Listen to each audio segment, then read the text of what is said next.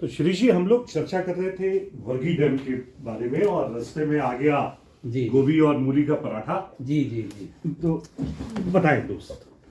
तो वो वहाँ से हम जब जीप में गए जी और फिर वहाँ मैंने इंटरव्यू शुरू किया जी जो वर्गी डैम से विस्थापित थे, और वो उनको एक ऐसी जगह पे रखा था जहाँ पे वर्गी डैम का ही पानी था उस जी। जगह, और वहाँ से वो मछलियाँ पकड़ते थे।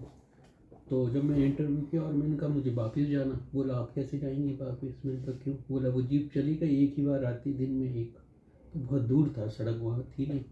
मैंने कहा चलो रात इन्हीं के साथ गुजारते, और रात हमने वहीं गुजारी। उनका जो भी खाना था वो खाया। जी रात अंधेरे में थी और कोई विकास नहीं था। उस समय जब मैं अंधेरे में रहा तो मैंने कहा ये रात कैसे कटेगी? और आप सोचिए, वो उनके जीवन में उस तरह का कोई उजाले की उम्मीद नहीं, जबकि वो विकास का त्याग करने वाले थे। तो विकास का पहला हक उन्हें मिलना था, ऐसा मेरा मानना है। तो वहाँ से मुझे एक समालोचना करने का मौका मिला कि विकास पे हम एक समालोचना कर सकते हैं। विकास बहुत अच्छी चीज़ है, लेकिन विकास बहुत अच्छी चीज़ के साथ साथ अगर किसी का नुकसान कर रही है तो वो नुकसान ना हो, ये भी विकास की परिभाषा में या विकास की बहस में आना चाहिए। जी निश्चित तौर पे, निश्चित तौर पे जी सहभागी विकास ही होना चाहिए। जी और जो लोग विकास के लिए कुर्बानी दे रहे हैं उनका ध्यान रखना निश्चित तौर पे सबसे पहला जरूरी कदम भी है। जी जी। तो शिरीष जी, नदियों के साथ आपकी दोस्ती तो इसका मतलब शुरू से रही है। बिल्कुल बिल्कुल। तो अब मुझे ये बताइए, एक देश के अंदर 12 दुनिया आपने कैसे देखी? क्लाइडोस्कोप कैसे बनाया?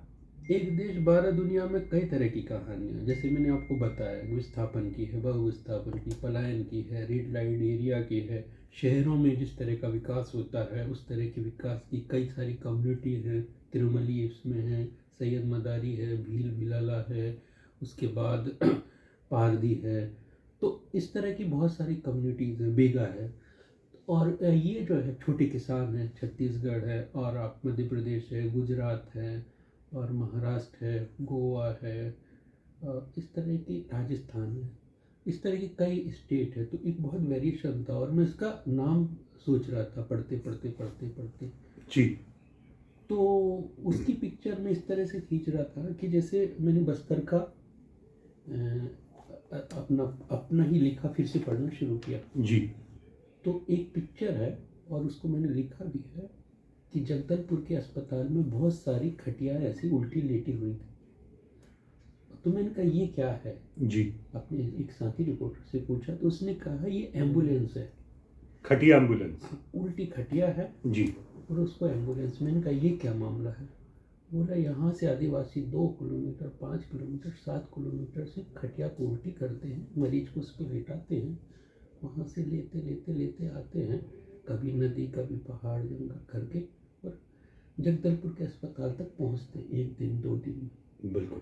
तो मैंने कहा ये कौन सी सदी का भारत है? आज से 100 साल पीछे का भारत है कि 200 साल पीछे का भारत? और मैंने इतनी सारी दुनिया देखी, कोई भारत 50 साल पीछे चल रहा है, कोई 100 साल, कोई 2, और कुछ बहुत एडवांस चल रहा है।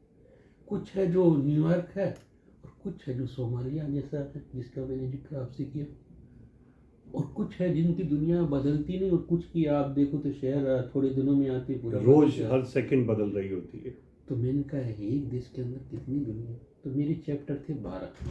मैंने कहा एक देश 12 दुनिया। उस तरह से मैंने फिर वो किताब कर लिया। बहुत बेहतर शिरीष जी। जी आपकी इस एक देश 12 दुनिया किताब को जब पहली बार पढ़ा जी तो लगा कि इसमें हिंदुस्तान के बहुआयाम देखने का मौका मिला। जी। तो इन यात्राओं को आप और जारी रखिए बिल्कुल बिल्कुल। और हिंदुस्तान के अलग अलग भागों तक ले जाइए। जी कभी नॉर्थ ईस्ट का भी चेहरा दिखाइए, जी जी बिल्कुल। क्योंकि अभी हम उत्तर भारतीय लोग नॉर्थ ईस्ट को जी बहुत कम जानते हैं। जी तो कभी नॉर्थ ईस्ट को भी हम सबसे जोड़िए। बिल्कुल बिल्कुल।